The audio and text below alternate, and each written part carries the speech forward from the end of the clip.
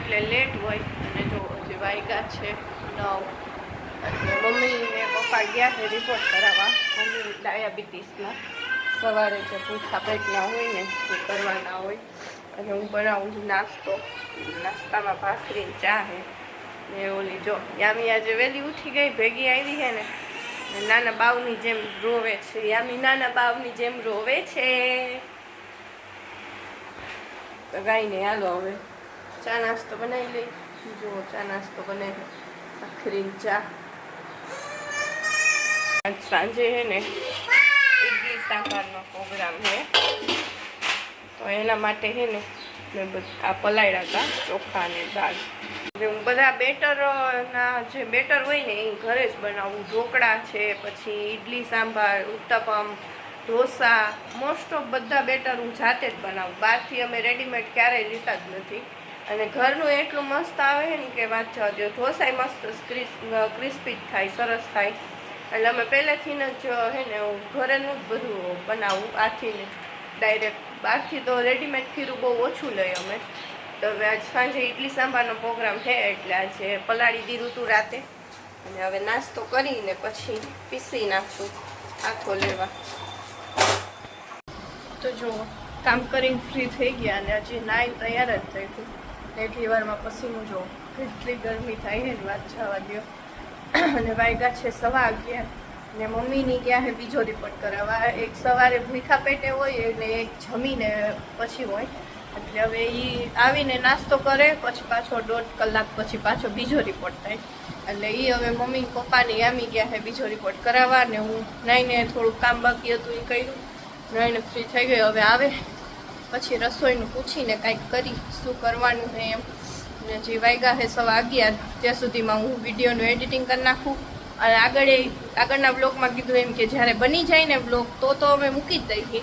પણ જ્યારે 2 દિવસ ક્લિપ ઓછી લેવાય ને, ઓછા મિનિટનો થાય ને એટલે ફરજિયાત બે દિવસનો ભેગો કરવો જ પડે. હાવ 2 થી 3 મિનિટનો તો બ્લોગ હાલે નહીં. અને કામ હોય એટલે માથી લેવાય એટલો તો બ્લોગ લેવાની શૂટ કરવાની કોશિશ કરતી જ હોય. પણ અમુક ટાઈમે પછી માથી શૂટેય ન થાય કામ ને હોય એટલે. તો કાંઈ નહીં, હાલો હવે આજે 2 દિવસનો ભેગો જ બ્લોગ આવવાનો છે. તો હું પહેલાં એડિટિંગ કરી નાખું. જો જમવાનું બની ગયું. ભાખરી, કેરી, કાંદા બટેકાનું શાક, યામીનું ચોરેલું. યામીને બધુંય ખાવું છે. કાંઈ યામી તાર તને ચોરી દીધું છે એ ખાને. જો 6:45 વાગ્યા ને યામી જાય છે શોપિંગ કરવા.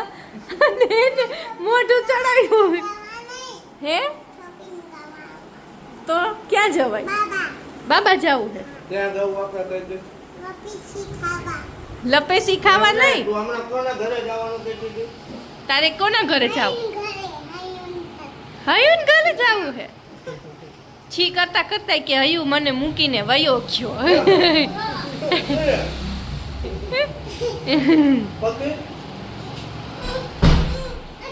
જો જો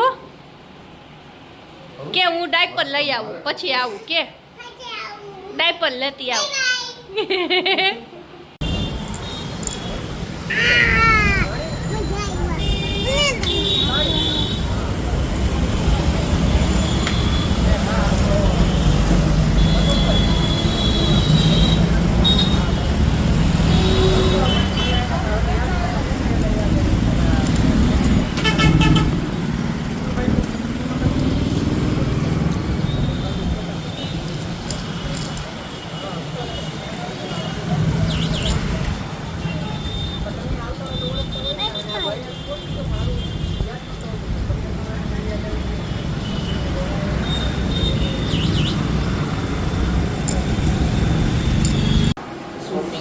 આવી ગયા અને આમ ડીમાર્ટમાં જાય ને યામી લીધા વગરની રહી એવું.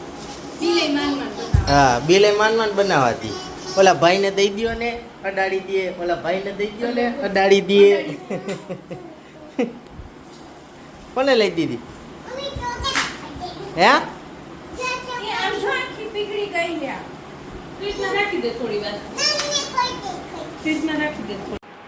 તો જો આજે સન્ડે હે ને એટલે જમવામાં બનાવવાના છે ઇડલી સાંભાર. અને બહાર ગયા હતા તો હું દાળ બાફીને જ ગઈ હતી ને લાઇટે વહી ગઈ. બ્લોગ ચાલુ કર્યો ને લાઇટ ગઈ. અને જો અહીંયા એક પ્લેટ બની ગઈ અને બીજો અહીંયા થાય છે અને સાંભારે થઈ ગયો. તો કાંઈ નહીં, હાલો હવે લાઈટ આવે પછી જમી લે. યામીના નખરા જેવો મારા ગોઠણ ઉપર ઊભી રહી ગઈ. હેઠી ઉતરી જાલ.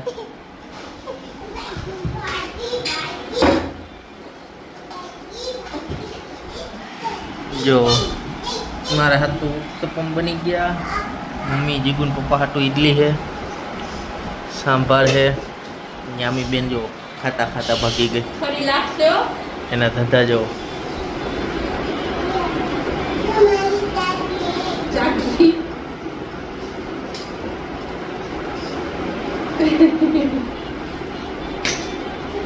લાગી જાય બેટા. તાલા પછી ખાવા ન થાઉં. તો જો જમીને ફ્રી થઈ ગઈ હતી અને આવીને થેલા ભરવાના હતા. હવે કાલનો દિવસ જ બાકી છે, પરમ દિવસે તો મંગળવારે અમારે જવાનું છે. એટલે થેલા ભર્યા. જમીને આજે થોડુંક લેટ થઈ ગયું હતું. બારે મારી વસ્તુ લેવાની હતી, આમીની થોડીક વસ્તુ લેવાની બાકી હતી, એ લેવા ગયા હતા એટલે થોડુંક મોડું થઈ ગયું. એટલે જમીને આવી અને જો થેલા ભરાઈ ગયા છે બધા. અને આ બાજુ જો હવે નીંદર આવે છે યામી બેનને.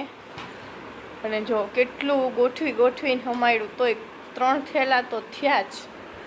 કારણ કે 4-5 દિવસ રહેવાનું છે એટલે 4-5 જોડી કપડાં જોઈએ.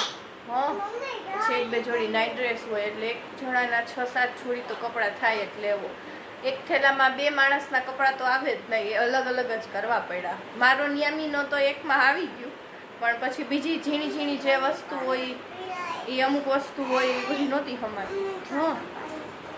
હા, તો કાંઈ નહીં, હાલો હવે આજના બ્લોગનો એન્ડ અહીંયા જ કરીએ. આઈ હોપ કે તમને આજનો અમારો બ્લોગ ગમ્યો હશે.